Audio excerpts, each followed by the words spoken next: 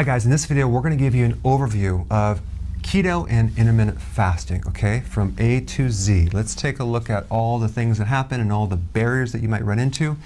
I mainly created this for new people just so they could see everything together. I know it looks complex, but let's just kind of go through it. Okay, so here you are, you're having breakfast, lunch, and dinner. Don't forget about the snacks, right? That's an average person. You're just pretty much grazing the whole day. You got belly fat, fatigue, memory problems, lack of focus, you're craving, high blood pressure, anxiety, depression, and diabetes. But other than that, you're doing pretty good. So what is the common denominator of all these? High levels of insulin. Okay, you have insulin resistance, which is causing high levels of insulin. That's what's creating all these symptoms. So these symptoms are the tip of the iceberg. This is the iceberg, okay?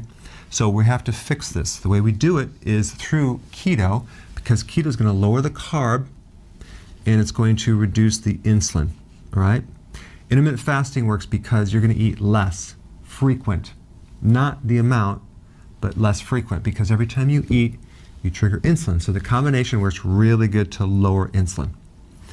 Okay, so you're going to start it, right? Okay, so now between day 1 and day 3, you may go through a little transition period, which you're going to feel some symptoms of low blood sugar, and that would be lightheadedness, hunger, and cravings, maybe a headache. You have to realize it's temporary, and if you give up right here, you're going to lose the benefits of all the great things down the road. So just realize it's going to happen and just hang in there, but you can actually increase potassium and B vitamins to make it even smoother. I recommend electrolyte powder and nutritional yeast tablets. Okay, so for this we're going to do 3 meals only, no snacks, because we're transitioning from sugar to fat. So when you make the transition, you're going to make new cellular machines that run on fat and not sugar anymore, okay? That's keto adaptation. Now, the way to do that is you're going to go from one meal to the next. You're going to have to add some fat to satisfy you so you're not hungry. So the fat is the thing that you need to adjust so you have just the right amount. So it's not too much where you're feeling bloated and right shoulder pain and a headache. And you have just enough to go from this meal to this meal when you're satisfied. Okay, so you're going to play around with that and adjust that. I'm talking like brie cheese, nuts, pecans are good, walnuts are good, eggs are good, avocado is good. Any of those fats are really healthy. So make sure you have enough greens, whether it's salad or vegetables, because we want to start increasing potassium.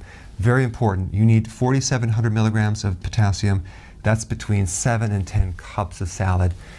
That's a nutrient-dense food to allow the hunger to go away, because your body's finally going to be satisfied of nutrients. Okay, so you're not eating these empty calories.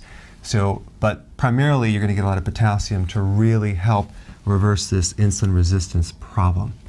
Now you may experience constipation, for example, in which you might need to even add more potassium, or it could be the vegetables that you're consuming you're not used to, like kale, for example. If you're having too much kale, that can bind you up. If that's the case, switch the vegetable. But let's say you have keto fatigue and you're tired. That usually means low salt, so add some more sea salt. And by the way, when you're doing a ketogenic diet, you need about 1 teaspoon of sea salt every single day, compared to over here, you need about 1/4 of a teaspoon. Okay, so we need more sea salt, not table salt, to actually prevent fatigue and help your body with the electrolyte sodium and chloride. All right, so we're going to do this for a while. We're going to get used to it. Now we're going to slowly graduate to 2 meals per day. The way we're going to do that is we're going to take our breakfast and we're going to start to push it forward. In other words, when you wake up in the morning, ask yourself, am I hungry? No. Good. Go longer. Keep going longer and longer and longer. Because if you do this right, you wake up at night, you've been fasting all night, and now you're not hungry in the morning. Push it further and further and further until you're at the lunch where you have no more breakfast and you're at 2 meals per day. So that's how we want to graduate slowly. All right? So don't eat if you're not hungry. Now, at this point, a lot of people mention, oh my gosh, I was losing weight on this and I stopped losing weight. You know, what's happening? Well, you don't want to go by your weight. Why? Because a lot of people that do this, when you measure them, they are loaded with fat and they have low muscle density. They don't have a lot of muscles anymore. They basically have atrophy. and they think it's just all fat, but it's atrophy. So you're going to start growing more muscle, and all this protein is now retaining in the body. It's a little heavier, and that's why you're stopped losing weight, because muscle weighs more than fat, okay? The best indicator for success is your waist circumference, okay? So measure your waist, and that should be shrinking if you're doing this correctly, all right? Now, sometimes you might experience high levels of something called uric acid. You might start noticing a gout symptom. It might not happen, but if it does, that is normal in this transition phase. Or you might, if you're susceptible to getting a kidney stone, you might notice a little pain in your lower back. That's because of higher levels of uric acid. So you just want to make sure that you're consuming enough lemon juice or lemon in your water, or actual lemons, okay? Lemon is a great thing to help flush that out and counter the effects of stones, gout, and this acid. Okay, so I recommend that.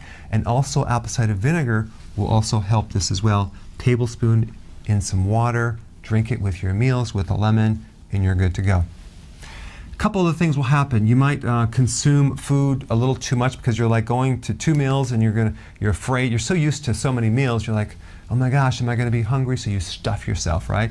Well, you just have to make sure that you learn from that and adjust the food, because you probably don't need to stuff yourself. I know this is hard to believe. You might actually cheat on this program somewhere, and you might find that the next day you're like way more hungry than you were yesterday, and you're craving carbs, okay? Because you just bumped yourself out of this whole ketosis.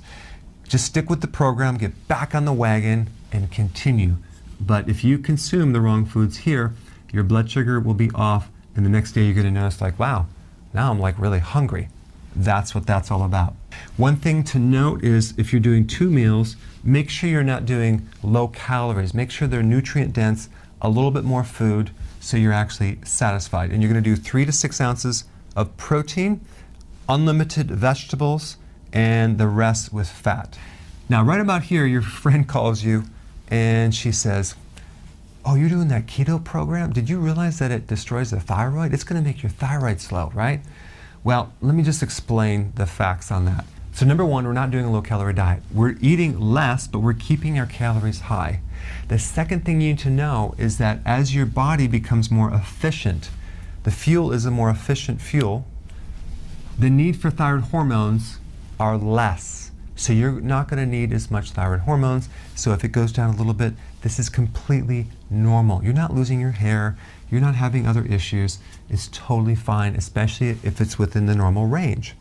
But your thyroid does not have to work as hard when you're doing intermittent fasting in keto, all right? Another thing is you might end up at the doctor to get your annual checkup and find that your cholesterol is high. Before you freak out and start going on a statin drug, realize fat is composed of triglycerides and cholesterol. So guess what? When you release the fat, your cholesterol has to come out. It has to go through the blood. It may increase temporarily, but the problem is most of the cholesterol in your body is made by your own body. Only 10% comes from the diet. So if you eat more, it makes less. If you eat less, it makes more. Our body basically makes about 3,000 milligrams of cholesterol every single day. So it needs it for hormones, it needs it for the vision, for the brain, for the nervous system, and to act as a band-aid to help heal any type of lesions on the arteries. The real problem is this high insulin that creates the inflammation and the destruction of your arteries. So if your cholesterol is a little high, this is a temporary thing. It's not an issue, and you want to keep your vegetables very, very high.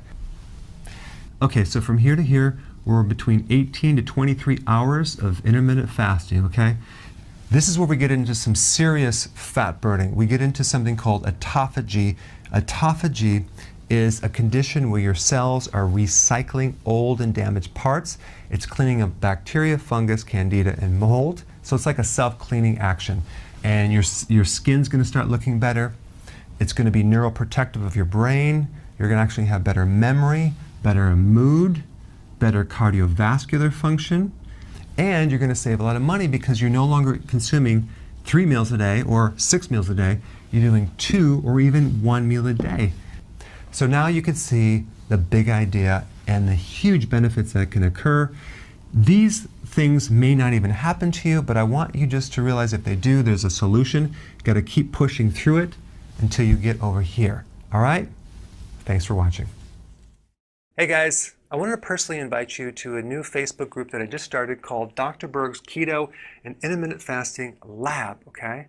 So I created this so we can share our successful actions, what worked, what didn't work, the results. So I put a link down below. So go ahead and sign up and I'll see you inside.